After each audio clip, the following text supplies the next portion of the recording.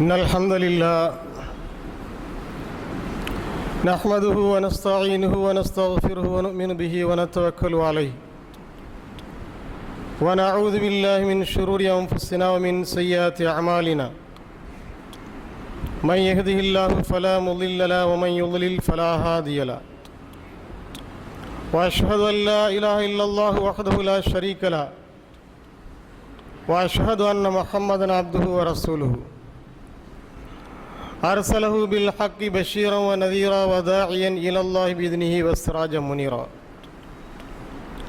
اللهم صل على محمد وعلى آل محمد كما صليت على إبراهيم وعلى آل إبراهيم إنك حميد مجيد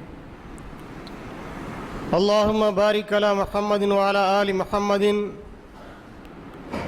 كما باركت على إبراهيم وعلى آل إبراهيم إنك حميد مجيد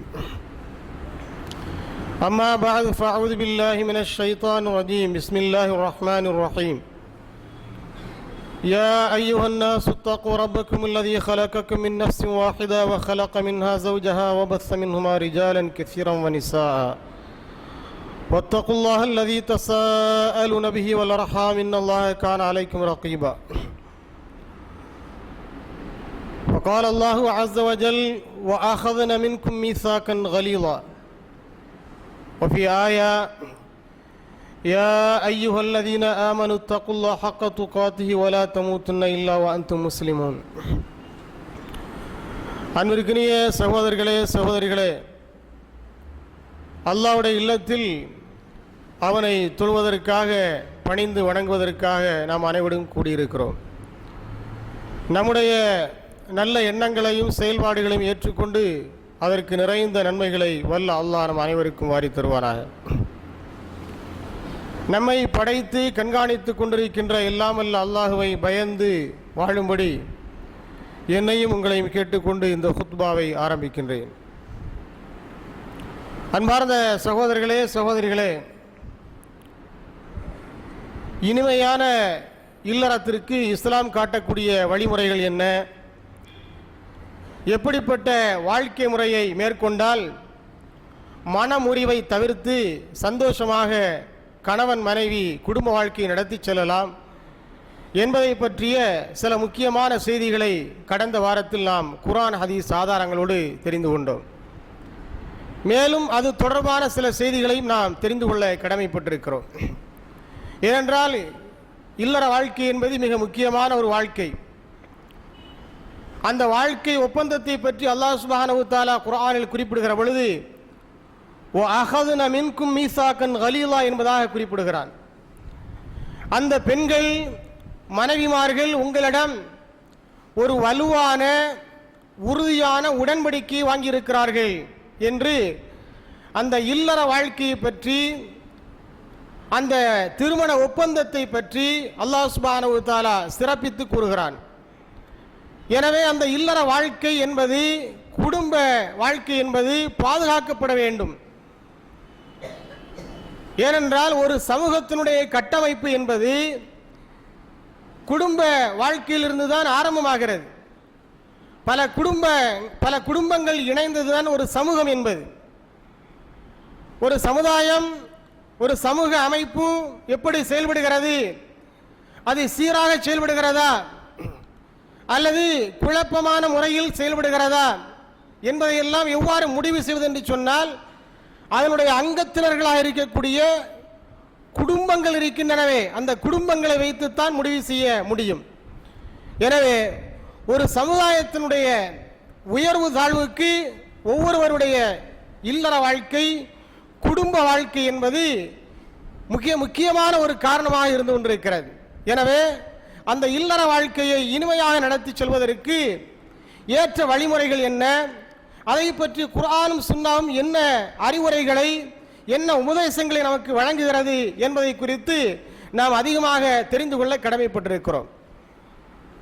பொதுவாக ஒரு ஆண்மகனை பொறுத்தவரையில் திருமணம் செய்தவுடன் அவன் மிகுந்த மட்டற்ற மகிழ்ச்சியில் இருக்கிறான். மனைவி மீது அவனுக்கு அளப்பற்ற அன்பும் பிரியமும் இருக்கிறது. ஆனால் நாளடைவில் காலம் செல்ல செல்ல அது படிப்படியாக குறைந்து கொண்டே வருகிறது. எதனால் அப்படி அவனுக்கு குறைகிறது என்று சொன்னால், அவனுக்கு அது கசந்து போக ஆரம்பிக்கிறது. ஏனென்றால் அவனுடைய ஆசை மட்டிட்டு சொல்ல முடியாத அளவிற்கு, கடல் அளவிற்கு ஆழமாக பறந்து விரிந்து காணப்படுகிறது. அவனுடைய ஆசைக்கு அளவில்லை. ஆசை 60 நாள், மோகம் 30 நாள் என்று சொல்வார்கள். ஆக மொத்தம் 90 நாட்களோடு 3 மாசத்தோடு வாழ்க்கை கசந்து போய் விடுகிறது சில பேருடைய பார்வையில். எல்லோரும் அப்படி இருக்க மாட்டார்கள். ஆனால் ஒரு சில பேருடைய பார்வையில் வாழத் தொடங்கிய, இல்லற வாழ்க்கையை நடத்த தொடங்கிய ஒரு சில மாதங்களிலே அவர்களுக்கு அந்த இல்லற வாழ்க்கை கசக்க ஆரம்பித்து விடுகிறது. ஏன் கசக்க ஆரம்பித்து விடுகிறது என்று சொன்னால், அவருடைய ஆசைக்கு அளவில்லாமல் போய்விடுகிறது. அதாவது தமிழிலே ஒரு பழமொழி சொல்வார்கள், இக்கரைக்கு அக்கறை பச்சை என்று சொல்வார்கள். இங்கே இருந்து பார்க்கிற பொழுது அந்த பகுதி அழகாக தோன்றும், நல்ல பச்சை பசேல் என்று தோன்றும். ஆனால் அங்கே சென்றால், அங்கிருந்து இங்கே பார்க்கிற பொழுது ஏற்கனவே இருந்த பகுதி பரவாயில்லையே என்று தோன்றும். அப்படிப்பட்ட நிலையில் பல பேர் தங்களுடைய வாழ்க்கை நடத்தி கொண்டிருக்கிறார்கள். திருமண வாழ்க்கையை பற்றி சில பேர் சுவராசியமாக சொல்வார்கள். அது எதற்கு அப்படி சொல்கிறார்கள் என்று தெரியவில்லை. உள்ளே இருப்பவர்கள் எல்லாம் வெளியே செல்ல வேண்டும் என்று துடிக்கிறார்கள், வெளியே இருப்பவர்கள் எல்லாம் உள்ளே வர வேண்டும் என்று ஆர்வப்படுகிறார்கள் என்று சொல்வார்கள் இல்லற வாழ்க்கையை பற்றி. ஏன் அப்படி சொல்கிறார் என்று சொன்னால், சில பேருடைய பார்வையில் இல்லற வாழ்க்கை என்பது சுகமாக தெரிகிறது, மேலும் சில பேருடைய பார்வையில் அது சுமையாக தெரிகிறது. இல்லற வாழ்க்கையை மேற்கொள்ளக்கூடியவர்களிடத்தில் அடிப்படையாக இருக்கக்கூடிய ஒரு விஷயம் என்னவென்று சொன்னால், போதும் என்ற மனப்பான்மை, தன்னிறைவு இருக்க வேண்டும். பொதுவாக தன்னிறைவை பொறுத்தவரையில் அது மிக உயர்ந்த ஒரு குணம். அந்த குணத்தை இஸ்லாம் எல்லா இடங்களிலும் வலியுறுத்துகிறது. எல்லா மனிதர்களிடத்திலும் அது இருந்தாக வேண்டும் என்று இஸ்லாம் வலியுறுத்துகிறது. யாரிடத்தில் இல்லாமல் போனாலும் அதை ஓரளவு சகித்துக் கொள்ளலாம். ஆனால் இல்லற வாழ்க்கை யார் மேற்கொள்கிறார்களோ அவரிடத்தில் கண்டிப்பாக, அது ஆணாக இருந்தாலும் சரி, பெண்ணாக இருந்தாலும் சரி, கணவனாக இருந்தாலும் சரி, மனைவியாக இருந்தாலும் சரி, கண்டிப்பாக அவரிடத்தில் அந்த குணம் கண்டிப்பாக இருந்தே தீர வேண்டும். போதும் என்ற மனப்பான்மை. எனக்கு அழகான ஒரு கணவனை அல்லாஹ் சுப்ஹானஹு வ தஆலா அமைத்து தந்திருக்கிறான், அல்ஹம்துலில்லாஹ், இது போதும் என்று மனைவி திருப்தி கொள்ள வேண்டும். எனக்கு ஒரு அழகான மனைவியை அல்லாஹ் வழங்கியிருக்கிறான், அல்ஹம்துலில்லாஹ், போதும் என்று ஒரு கணவன் திருப்தி கொள்ள வேண்டும். இருவரும் அல்லாஹ் அவர்களுக்கு எதை வழங்கி இருக்கிறானோ அதை கொண்டு போதுமாக்கி கொள்ள வேண்டும், அதில் திருப்தி அடைய வேண்டும். அதை நபி ஸல்லல்லாஹு அலைஹி வஸல்லம் அவர்கள் சிறப்பித்து கூறியிருக்கிறார்கள். அதிகமான பணங்காசுகளை, சொத்து சுகங்களை வைத்திருப்பதல்ல செல்வம் என்பது. லைஸல் கினா அன் கஸ்ரத்தில் அரல் வலாக்கின்னல் கினா கினன் நஃப்ஸ் என்று குறிப்பிட்டார்கள். அதிகமாக சொத்து பத்துக்களை வைத்திருப்பது என்பது செல்வம் அல்ல. ஒருவன் போதும் என்ற தன்னிறைவை, மனப்பான்மையை பெற்றிருக்கிறானே, அதுவே மிகப்பெரிய செல்வம் என்று சொன்னார்கள். அந்த தன்னிறைவு என்ற குணம் இல்லை என்று சொன்னால் யாராலும் இல்லற வாழ்க்கையை சுமூகமான முறையில் நடத்தி செல்லவே முடியாது. கணவனாக இருந்தாலும் மனைவியாக இருந்தாலும் தனக்கு வழங்கப்பட்டிருப்பதை வைத்துக் கொண்டு போதுமாக்கிக் கொள்ள வேண்டும். இந்த கணவன் எனக்கு போதும் அல்ஹம்துலில்லாஹ், இந்த மனைவி எனக்கு போதும் அல்ஹம்துலில்லாஹ் என்று கணவனிடத்திலும் மனைவியிடத்திலும் போதும் என்ற மனப்பான்மை இருந்தாக வேண்டும். சில பேரை பார்க்கிறோம், தனக்கு இருக்கக்கூடிய முதல் மனைவிக்கே ஒழுங்காக செலவுக்கு பணம் கொடுக்க வசதி இல்லை. அவர்களை வைத்து ஒழுங்காக வாழ்க்கை நடத்தக்கூடிய வாய்ப்பு இல்லாமல் இருந்து கொண்டிருக்கிறார்கள். ஆனால் அவர்களுக்கு இரண்டாவது மனைவி கேட்கிறது. இரண்டாவது மனைவியை திருமணம் செய்வதற்கு துடியாய் துடிக்கிறார்கள். அதற்கு அவர்கள் பல்வேறு நியாயங்களை, காரணங்களை கற்பிக்கிறார்கள். சில பேர் சொல்லுவார்கள், அது சுன்னத்து தானே, ரசூலுல்லாஹ் அப்படி செய்திருக்கிறாங்களே அப்படின்ட்டு. இவர் ஃபர்த கூட ஒழுங்காக நடத்துறது கிடையாது. இவர் மேல சுமத்தப்பட்டிருக்கக்கூடிய கட்டாய கடமை இருக்கிறதே ஃபர்து, அந்த ஃபர்தை கூட ஒழுங்காக நிறைவேற்றுவது கிடையாது. இவர் பலதார மதத்தில் சுன்னத்தை பற்றி பேசுகிறார். இவருக்கு அந்த அருகதை இருக்க முடியுமா? அந்த தகுதி இருக்க முடியுமா? சுன்னத் என்று சொன்னால் நபி ஸல்லல்லாஹு அலைஹி வஸல்லம் அவர்கள் காண்பித்து தந்த மிக முக்கியத்துவம் வாய்ந்த சுன்னத்துகள் இருக்கிற, வாழ்க்கையில் கடைபிடிக்க வேண்டிய சுன்னத்துகள். அந்த சுன்னத்துகளை எல்லாம் கடைபிடிக்க வேண்டும். அவற்றையெல்லாம் கடைபிடிக்காமல் தவற விட்டுவிட்டு இந்த பலதார மனத்தில் மாத்திரம் நினைச்ச சுண்ணத்தை பற்றி பேசுகிறார். இன்னும் சொல்ல போனால் 4 மனைவிகளை, ஒன்றுக்கு மேற்பட்ட 4 மனைவிகளை திருமணம் செய்வது என்பது இஸ்லாம் அதை சுன்னத்தாக சொல்லித் தரவில்லை. நன்றாக புரிந்து கொள்ள வேண்டும். பல பேர் அதை தவறாக புரிந்து வைத்திருக்கிறார்கள்.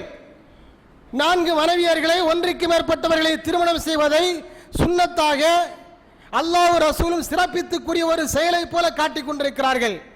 அது இஸ்லாத்தில் வழங்கப்பட்டிருக்கக்கூடிய ஒரு அனுமதிதான். அது வலியுறுத்தப்படவில்லை, வரவேற்கப்படவில்லை.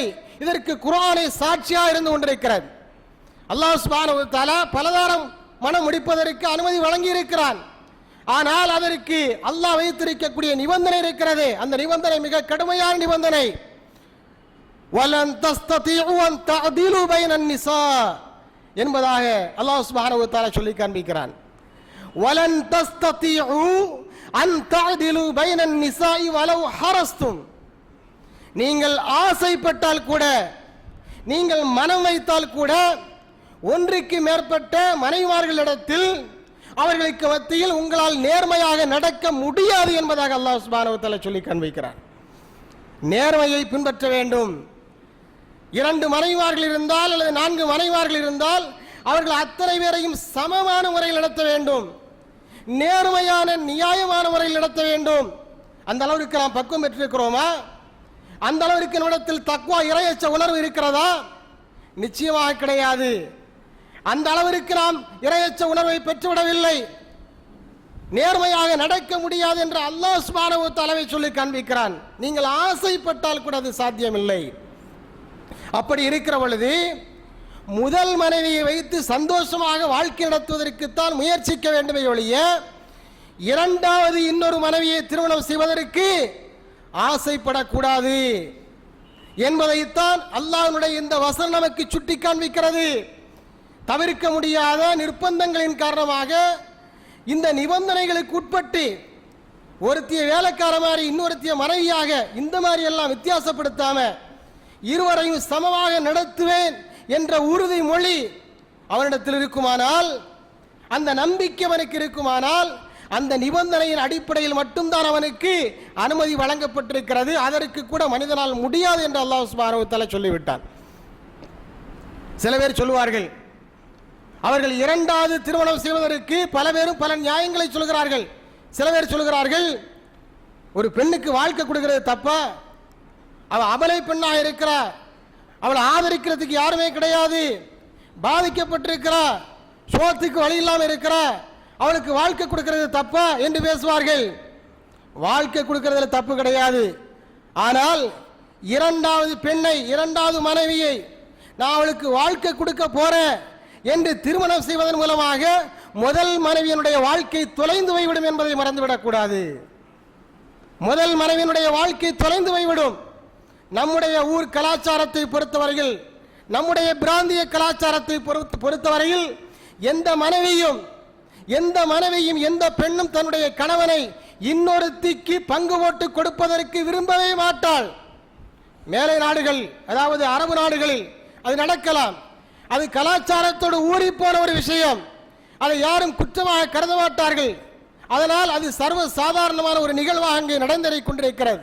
ஆனால் நம்முடைய பகுதி எப்படி இருக்கிறது? சட்டத்தில் அனுமதி இருந்தாலும் கூட இரண்டாவது மனைவியை திருமணம் முடித்த அடுத்த நாளிலேயே முதல் மனைவி வீட்டை காலி செய்துவிட்டு சென்று விடுவாள். அவளுடைய வாழ்க்கை நெருக்கடியாகி விடுகிறது. அப்படி என்று சொன்னால் இது யோசிக்கப்பட வேண்டிய விஷயம்.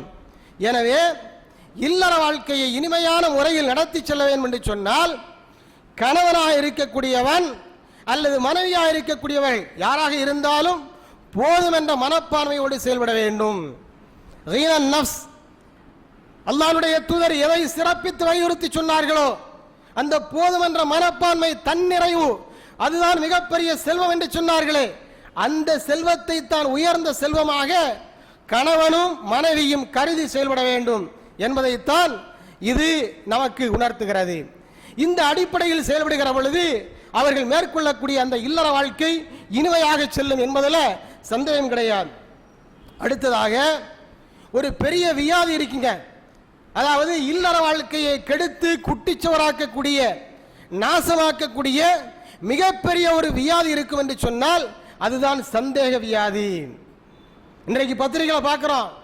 தினந்தோறும் பத்திரிகையில் வரக்கூடிய செய்தி என்னவென்று சொன்னால், மனைவியினுடைய நடத்தை மீது கணவனுக்கு சந்தேகம். அதனால் என்னென்னவெல்லாமோ நடக்கிறது. சில இடத்தில் விவாகரத்து நடைபெறுகிறது, சில இடத்தில் கொடுமைகள் இழைக்கப்படுகிறது, சில இடங்களில் கொலை குற்றங்கள் வரை அது போய் முடிந்து விடுகிறது. எதனால்? சந்தேகத்தின் காரணத்தினால். சந்தேகம் என்பது மிகப்பெரிய ஒரு வியாதி. கணவன் மனைவி இருவருமே ஒருவர் ஒருவரை நம்ப வேண்டும், புரிந்து செயல்பட வேண்டும். கணவனை விளங்கி செயல்பட வேண்டும் மனைவி, மனைவியை கணவன் விளங்கி செயல்பட வேண்டும். நம்பிக்கை தான் வாழ்க்கை. நம்பிக்கை இல்லை என்று சொன்னால் யாராலும் எதையுமே செய்ய முடியாது, எந்த வாழ்க்கையும் வாழ முடியாது. உலகமே ஸ்தம்பித்து போய்விடும். எத்தனையோ விபத்துக்கள் அன்றாடம் தொடர்ந்து நடைபெற்றுக் கொண்டிருக்கிறது. தினந்தோறும் சாலை விபத்துக்கள் நடக்கிறது. பைக்கில் போனாலும் சரி, பஸ்ஸில் போனாலும் சரி, காரில் போனாலும் சரி, ட்ரெயினில் போனாலும் சரி, ஃப்ளைட்லேயே போனாலும் சரி, எத்தனை விபத்துக்கள் நடைபெறுகிறது. இந்த விபத்துக்களை எல்லாம் காரணம் காட்டினால், இதையெல்லாம் பற்றி பேசிக் கொண்டிருந்தால் நம்மால் பயணம் செய்ய முடியுமா? ஆனால் பயணம் செய்யாமல் இருக்கிறோமா? பயணம் செய்வதற்கு இந்த விபத்துக்கள் தடையாக இருக்கிறதா? இல்லை. பிறகு எந்த அடிப்படையில் நாம் பயணம் செய்கிறோம் என்று சொன்னால் நம்பிக்கை. நம்பிக்கை இருக்கிறது, சேர வேண்டிய இடத்துல போய் சேர்ந்துடலாம் அப்படிங்கிற ஒரு நம்பிக்கை, ஹோப் இருக்கிறது. அந்த நம்பிக்கை தான் இந்த வாழ்க்கையை நடத்தி செல்கிறது என்பதை நாம் புரிந்து கொள்ள வேண்டும். எனவே கணவன் மனைவியை நம்ப வேண்டும், மனைவி கணவனை நம்ப வேண்டும். யார் மீதும் சந்தேகப்படக்கூடாது. கணவன் அலுவலகத்திலிருந்து வழக்கமாக வரக்கூடிய நேரத்தில் தாமதம் வராமல் தாமதமாக வந்தால் அவனை கேள்விக்கு மேல் கேள்வி என்ன செய்யக்கூட கேட்டு துளைத்து கொண்டிருக்க கூடாது. ஏன் இவ்வளவு லேட்டா வந்தீங்க? எங்க போயிருந்தீங்க? யாருக்கிட்ட பேசிக்கிட்டு இருந்தீங்க? நான் போன் பண்ணும்போது பல மணி நேரமா பிஸின்னு வந்துட்டு இருந்தது, அப்படி யார்கிட்ட பேசிக்கிட்டு இருந்தீங்க? இந்த மாதிரிப்பட்ட தேவையற்ற கேள்விகளை ஒரு கணவனை பார்த்து ஒரு மனைவி என்ன செய்யக்கூடாது? கேட்கக்கூடாது. அதை போல ஒரு கணவனும் மனைவியை பார்த்து கேட்கக்கூடாது. யார்கிட்ட பேசிக்கிட்டு இருந்த? ஏன் வாசலே நின்றுகிட்டு இருக்கிற? உள்ள இருக்க வேண்டியதானே, வீட்டுக்குள்ள இருக்க வேண்டியதானே? ஏன் ஜன்னல்ல இருந்து பார்த்து ரோட்டோரமா பார்த்துக்கிட்டு இருக்கிற?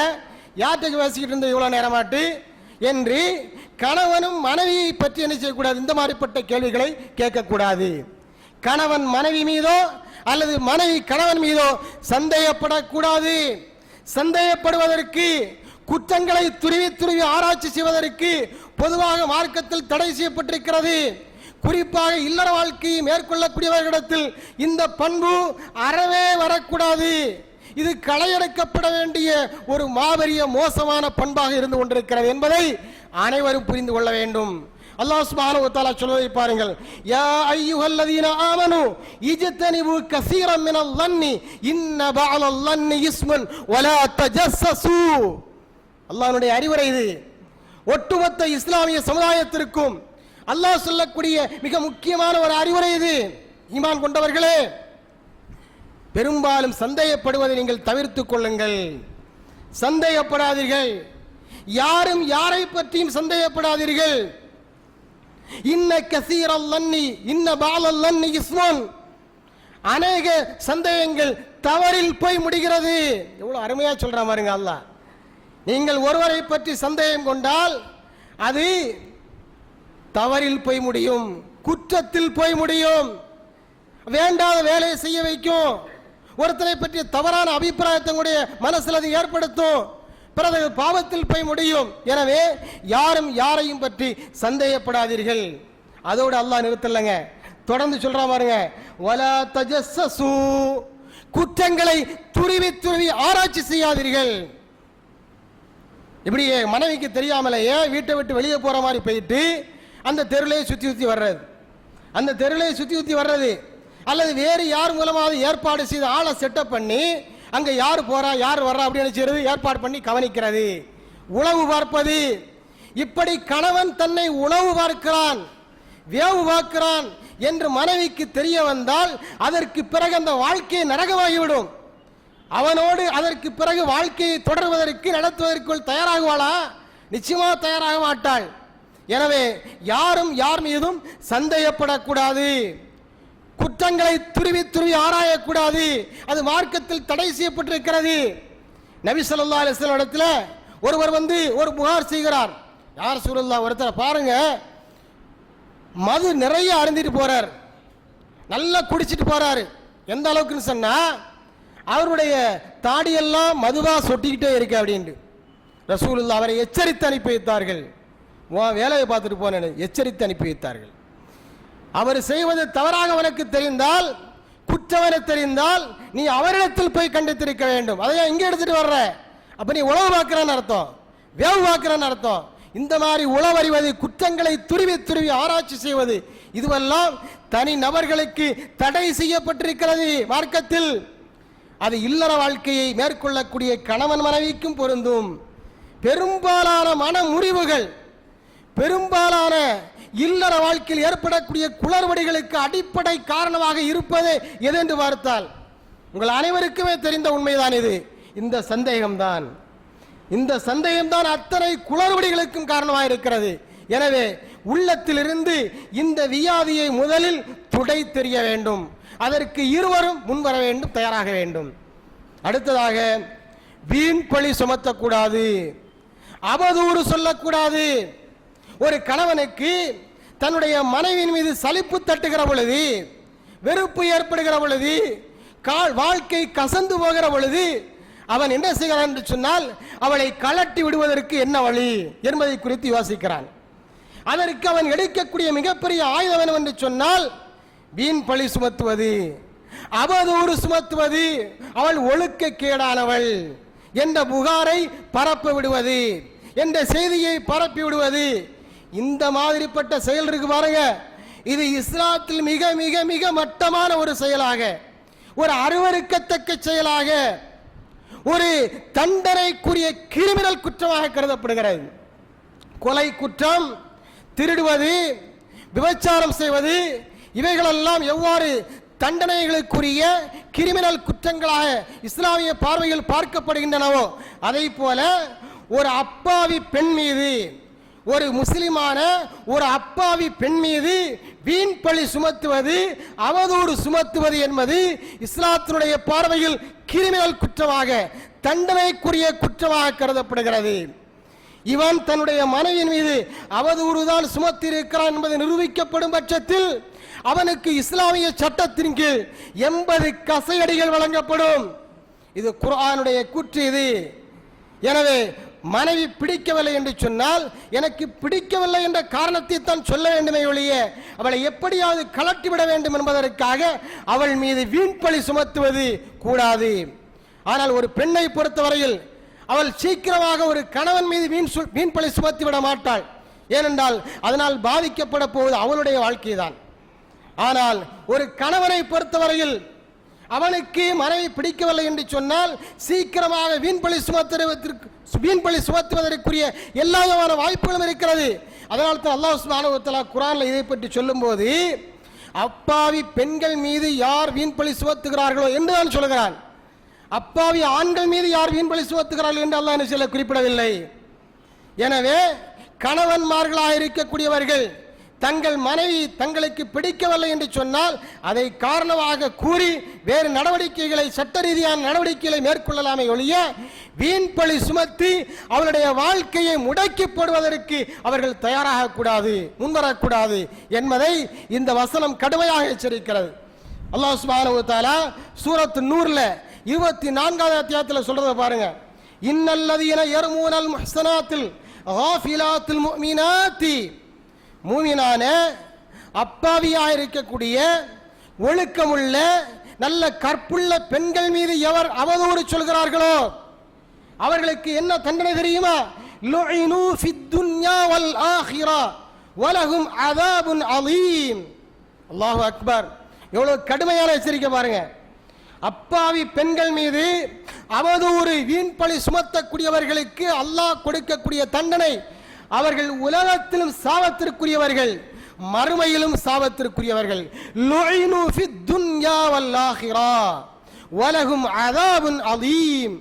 கடுமையான வேதனை அவர்களுக்கு காத்திருக்கிறது என்பதாக அல்லாஹ் சொல்லி எச்சரிக்கை செய்கிறான். மாத்திரமல்ல, யௌம தஷ்ஹது அல்சினத்துஹும் வ ஐதீஹும் வ அர்ஜுலுஹும் பிமா கானு யஅமலூன். இந்த உலகத்தில் வாழ்ந்து கொண்டிருந்த சமயத்தில் அவர்கள் எப்படிப்பட்ட அவதூறுகளை எல்லாம் பரப்பினார்கள் என்பதை பற்றி அவர்களுடைய நாவுகள், அவருடைய கைகள், அவருடைய கால்கள் எல்லாம் அவர்களுக்கு எதிராக மறுமை நாளில் வந்து சாட்சி சொல்லும் என்பதாக அல்லாஹ் சொல்லி எச்சரிக்கிறார். இன்றைக்கு அப் டு டேட், இன்றைய தேதி வரையிலும் இந்த மாதிரிப்பட்ட ஒரு இழிவான செயல், ஒரு சிலர் இந்த செயலை செய்து கொண்டு வருகிறார்கள்.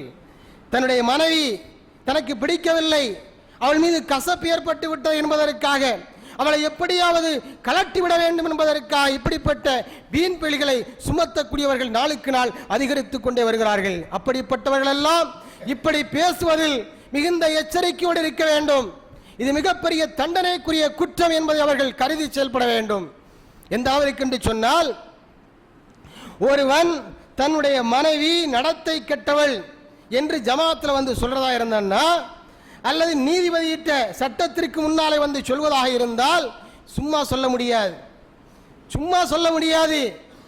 அந்த செயலை நேரடியாக பார்த்த 4 சாட்சிகளோடு வந்துதான் அதை சொல்ல வேண்டும், ப்ரூஃப் பண்ண வேண்டும். அவனுடைய மனைவி நடத்தை கெட்டவள் என்பதை நிரூபிப்பதற்கு அதை கண்ணால் கண்ட 4 சாட்சிகளை கொண்டு வந்தாக வேண்டும். இதை அல்லாஹ் சுப்ஹானஹு வ தஆலா அதை சூரத்து நூர்லயே, குர்ஆன்லயே அல்லாஹ் சுப்ஹானஹு வ தஆலா சொல்லி காமிக்கிறான். 4 சாட்சியை கொண்டு வந்தாக வேண்டும்.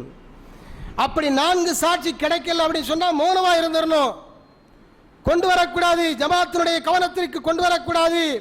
சட்டத்திற்கு முன்னாலே அந்த பிரச்சனை எடுத்து வரக்கூடாது. அவ்வாறு 4 சாட்சிகள் கிடைக்காத பொழுது, அந்த செயலை கண்ணால் கண்ட 4 சாட்சிகள் கிடைக்காத பட்சத்தில் அவன் அந்த குற்றத்தை சட்டத்திற்கு முன்னாலே கொண்டு வருவானேயானால், ஜமாத்திற்கு முன்னாலே கொண்டு வருவானேயானால், அங்கே இஸ்லாமிய ஆட்சி நடைபெற்றுக் கொண்டிருக்குமானால் அவனுக்கு அவதூறு குற்றத்திற்கு 80 கசையடிகள் வழங்கப்படும். அப்படி நபி ஸல்லல்லாஹு அலைஹி வஸல்லம் காலத்தில் வழங்கப்பட்டிருக்கிறது. ரசூலுல்லாஹி காலத்தில் இந்த சட்டம் அமல்படுத்தப்பட்டிருக்கிறது. அதையும் அல்லாஹ் சுப்ஹானஹு வ தஆலா குர்ஆனிலே சொல்லி காமிக்கிறான் பாருங்க. வல்லதீன யர்மூனல் முஹ்ஸனாத்தி சும்ம லம் யஅது பி அர்பஅத்தி ஷுஹதா ஃபஜ்லிதுஹும் 80 ஜல்தா. குர்ஆனுடைய கூற்று இது. யார் தன்னுடைய மனைவி மீது, ஒழுக்கமுள்ள அப்பாவி பெண்கள் மீது இப்படிப்பட்ட ஒரு குற்றத்தை சுமத்தி 4 சாட்சிகளை கொண்டு வரவில்லை என்று சொன்னால் அவர்களுக்கு 80 கசையடி கொடுங்கள் என்பதாக அல்லாஹ் சுப்ஹானஹு வ தஆலா சொல்லி காமிக்கிறார். இந்த விபச்சாரம் குற்றம் இருக்கு பாருங்க, அந்த குற்றத்தை திருமணம் செய்யாதவன் செய்தால் கூட அவனுக்கு 100 கசையடி தான், அதிலிருந்து 20 தான் குறவு. இந்த மாதிரிப்பட்ட குற்றத்தை அவதூறாக சொல்லக்கூடியவனுக்கு இந்த சின்ன வித்தியாசத்தை தர வைத்திருக்கிறது. அந்த அளவிற்கு அது மிகப்பெரிய ஒரு கிரிமினல் குற்றமாக கருதப்படுகிறது. ஆனால் இன்றைக்கு நம்மவர்களால் அது சர்வ சாதாரணமான ஒரு குற்றமாக, ஒரு செயலாக அது பார்க்கப்படுகிறது. குர்ஆனுடைய பார்வையில், அல்லாஹ்வுடைய பார்வையில் இம்மையிலும் மறுமையிலும் சாபத்திற்குரிய ஒரு செயலாக அப்பாவி பெண்கள் மீது அவதூறு சொல்லக்கூடிய இந்த செயல் பார்க்கப்படுகிறது. அப்படித்தான் நம்முடைய பார்வையும் அமைந்திருக்க வேண்டும். ஒருவேளை அவருடைய மனைவி ஒரு பெண் உண்மையிலேயே நடத்தை கெட்டவளாக இருந்தால், அவனிடத்தில் ஆதாரங்கள் இல்லை, அதை நிரூபிப்பதற்கு ஆதாரங்கள் இல்லை. இப்படிப்பட்ட ஒரு சம்பவமும் ரசூலுல்லாஹ்வுடைய காலத்தில் எழுந்திருக்கிறது, நிகழாமல் இல்லை, முன்மாதிரி இருக்கிறது. ஒரு நபித்தோழர் இப்படிப்பட்ட ஒரு குற்றச்சாட்டை கொண்டு வருகிறார். 4 சாட்சிகளை கொண்டு வா என்று ரசூலுல்லாஹ் சொல்கிறார்கள். கண்ணால் கண்ட, நேரடியாக கண்ட 4 சாட்சிகளை கொண்டு வா என்று சொல்கிறார்கள். இதையெல்லாம் யார் பார்த்துக்கிட்டு இருப்பா 4 சாட்சியை கொண்டு வரதுக்கு என்று அவர் கேட்கிறார். உண்மையிலே அவர் பாதிக்கப்பட்டிருக்கிறார். ஆனால் 4 சாட்சிகள் கொண்டு வருவதற்குரிய ஆதாரம், எவிடன்ஸ் அவற்றை கிடையாது. ஆனால் உண்மையிலேயே அவருடைய மனைவி ஒழுக்கம் கெட்டவளாக அவர் அந்த புகாரை வந்து ரசூலுல்லாஹ் என்ன சொல்றார். இந்த சந்தர்ப்பத்தில் என்ன செய்ய வேண்டும் என்பதற்கும் இஸ்லாம் ஒரு வழிமுறையை சொல்லி தந்திருக்கிறது. உண்மையிலேயே ஒரு பெண் நடத்தை கெட்டவளாக இருந்து அதை நிரூபிப்பதற்கு கணவனிடத்தில் போதிய ஆதாரங்கள் இல்லாத பட்சத்தில் எப்படி நடந்து கொள்ள வேண்டும் என்பதற்கு இஸ்லாம் அழகான வழிமுறையை சொல்லி தந்திருக்கிறது. முதலில் அவன் சத்தியம் செய்ய வேண்டும். 4 முறை சத்தியம் செய்ய வேண்டும். நான் சாட்சி சொல்கிறேன், அல்லாஹ் மீது சத்தியமாக சொல்கிறேன், என்னுடைய மனைவி நடத்தை கெட்டவள் என்று 4 முறை சத்தியம் செய்ய வேண்டும். 5வது முறையாக என்ன சொல்ல வேண்டும் தெரியுமா? அப்போதுதான் யோசிக்க வேண்டும். அவ்வாறு நான் பொய் சொல்வேனையானால் அல்லாஹ்வுடைய சாபமும் கோபமும் என் மீது இறங்கட்டுமாக என்று 5வது முறையாக சொல்ல வேண்டும். அதற்கு அடுத்ததாக மனைவிக்கு வாய்ப்பு வழங்கப்படும். அவள் அந்த குற்றத்தை ஏற்கிறாளா அல்லது மறுக்கிறாளா என்று. அவள் மறுக்க நினைத்தால் அவளுக்கும் சத்தியம் செய்வதற்கு வாய்ப்புகள் வழங்கப்படும்.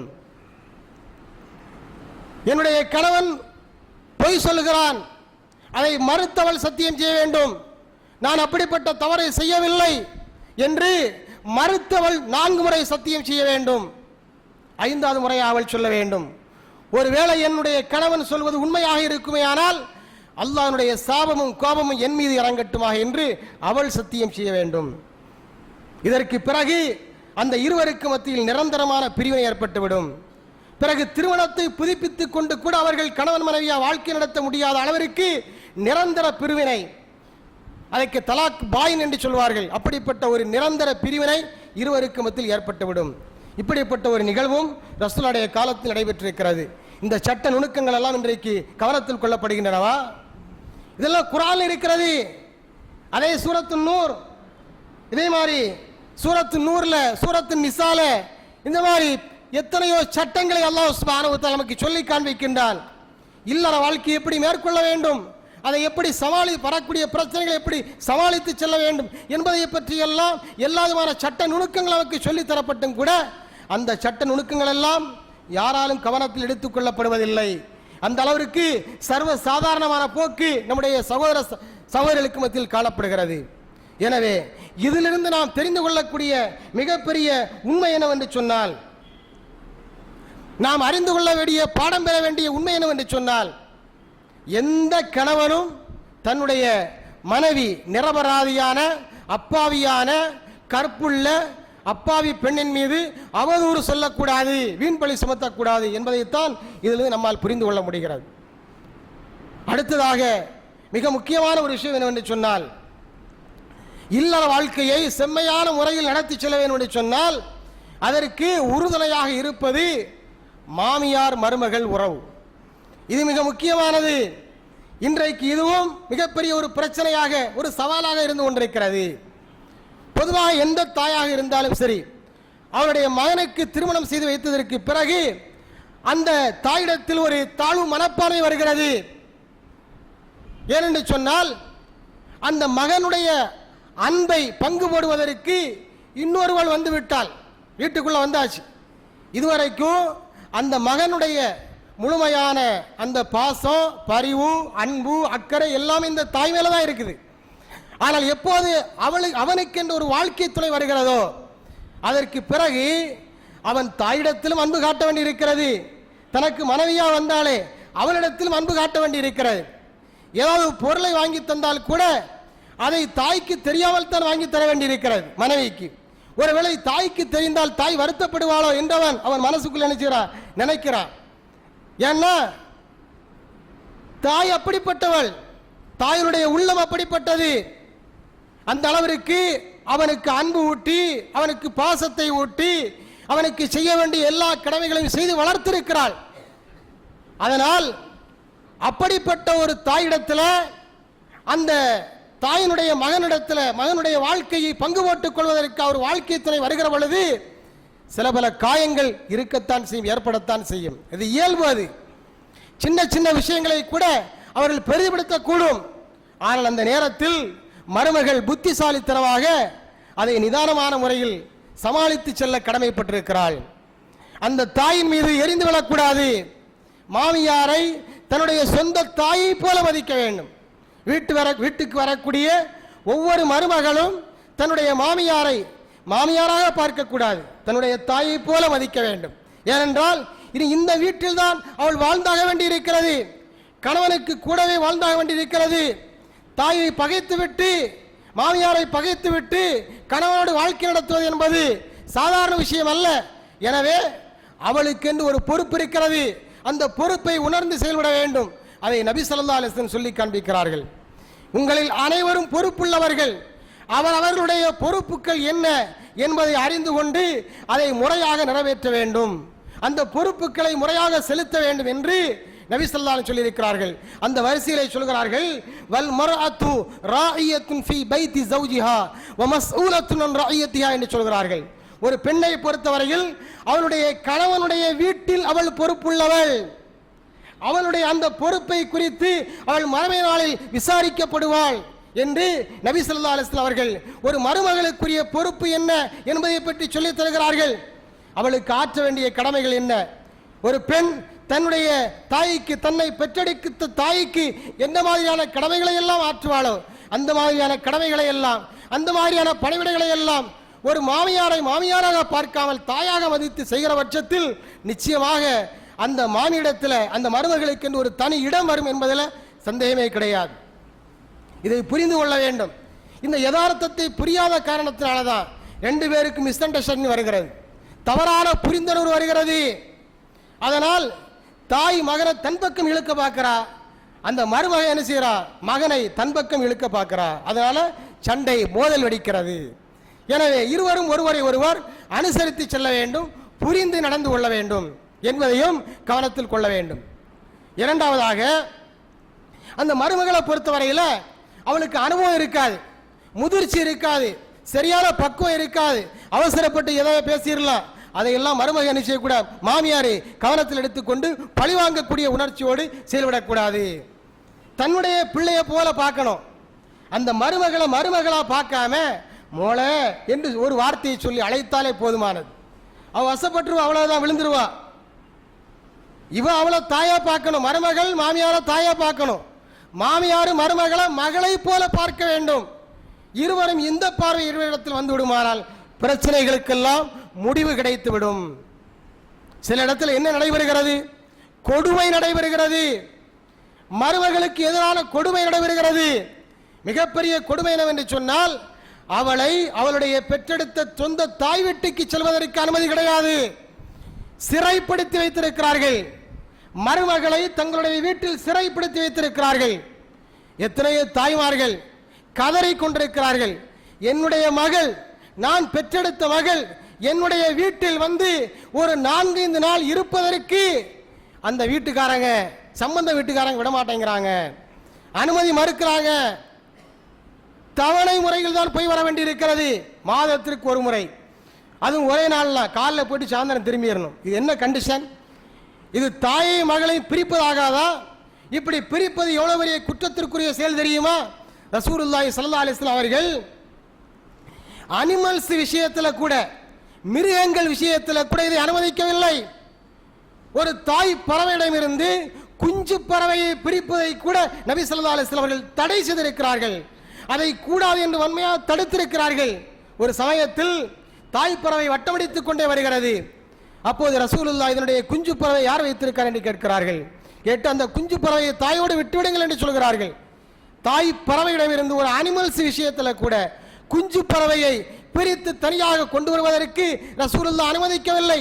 அப்படி இருக்கிற பொழுது ஒரு பெற்ற தாயை பார்ப்பதற்கும் பேசுவதற்கும் பழகுவதற்கும் அன்பை பரிமாறுவதற்கும் அனுமதிக்க கூடாது, அனுமதிக்க மாட்டேன் என்று சொல்வது எந்த வகையில் ஏற்றுக்கொள்ளக்கூடிய ஒன்று? யாரால் அதை ஏற்றுக்கொள்ள முடியும்? மிகப்பெரிய குற்றம்.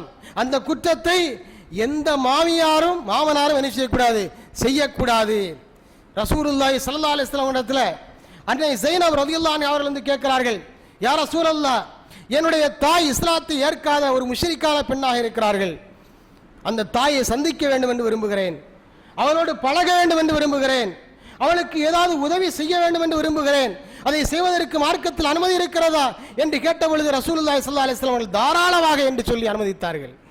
உன்னுடைய தாய் முஷ்ரிக்கா இருந்தால் கூட, மார்க்கத்தை ஏற்காதவளாக இருந்தால் கூட, அந்த தாயிடத்தில் நீ சென்று தங்குவதற்கும் அவரிடத்தில் பாசத்தை பரிமாறுவதற்கும் உனக்கு தடையே கிடையாது என்று நபி ஸல்லல்லாஹு அலைஹி வஸல்லம் அவர்களுக்கு அனுமதித்திருக்கிறார்கள். குர்ஆனும் அதை அனுமதிக்கிறது. வஸாஹிபுஹுமா ஃபித் துன்யா மஅரூஃபா, குர்ஆனுடைய கூற்று இது. இதெல்லாம் எத்தனை மாமனார் மாமியாருக்கு தெரியுது? தடுக்கக்கூடாது. மருமகளை அவளுடைய தாய் வீட்டுக்கு போறதுக்கு, தாயோட பேசுறதுக்கு, பழகிறதுக்கு, ஒரு 2-3 நாள் இருந்துட்டு வர்றதுக்கு தடை சொல்லக்கூடாது. அப்படி தடை சொல்வது என்பது தாயை மகளை பிரித்து வைப்பதற்கு சமமான குற்றமாக கருதப்படும். அல்லாஹ் குர்ஆன்ல சொல்றான், வஸாஹிபுஹுமா ஃபித் துன்யா மஅரூஃபா, உன்னுடைய வாப்பா உம்மாவும் முஷ்ரிக்கா இருந்தாலும் பரவாயில்லை, நல்ல விஷயங்கள் அவர்களோடு சேர்ந்து இணங்கி வாழு என்று குர்ஆன் சொல்கிறது. பெற்றவர்கள் அல்லவா, மனசு பதறுமா இல்லையா? மனசை வருத்தப்படுத்தலாமா, காயப்படுத்தலாமா? சில தாய்மார்கள் அழுது இதை நம்மிடத்தில் முறையிட்டிருக்கிறார்கள். இப்படியெல்லாம் கொடுமைகள் நடக்கிறது என்று முறையிட்டிருக்கிறார்கள். எனவே அன்பார்ந்த சகோதரர்களே, இந்த இல்லற வாழ்க்கையை செம்மையாக நடத்தி செல்வதற்கு மாமியார் மருமகள் உறவு முறையும் ஒரு முக்கியமாக ஒரு காரணமாக இருக்கிறது. எனவே அவர்களுக்கு மத்தியில் ஒரு நல்லுறவு, ஒரு அந்யோன்யம், ஒரு புரிந்துணர்வு கண்டிப்பாக இருந்தாக வேண்டும். இப்படிப்பட்ட இந்த அறிவுரைகளை, இந்த உபதேசங்களை, இந்த ஆலோசனைகளை நாம் ஏற்றுக்கொண்டு தெரிந்து கொண்டு அதன் அடிப்படையில் செயல்படுகிற பொழுது இல்லற வாழ்க்கை நிச்சயமாக கசக்காது என்பதில் சந்தேகம் கிடையாது. அப்படிப்பட்ட உண்மைகளை புரிந்து நடப்பதற்குரிய தௌஃபீக்கை, நல்ல வாய்ப்பினை அல்லாஹ் சுப்ஹானஹு வ தஆலா நம் அனைவருக்கும் வழங்குவாராக. யா அய்யுஹல்லதீன ஆமனு தக்குல்லாஹ வ கூலு கௌலன் சதீதா யுஸ்லிஹ் லக்கும் அஅமாலக்கும் வ யக்ஃபிர் லக்கும் ذுனூபக்கும் வ மன் யுத்திஇல்லாஹ வ ரசூலஹு ஃபக்கத் ஃபாஸ ஃபௌஸன் அஸீமா.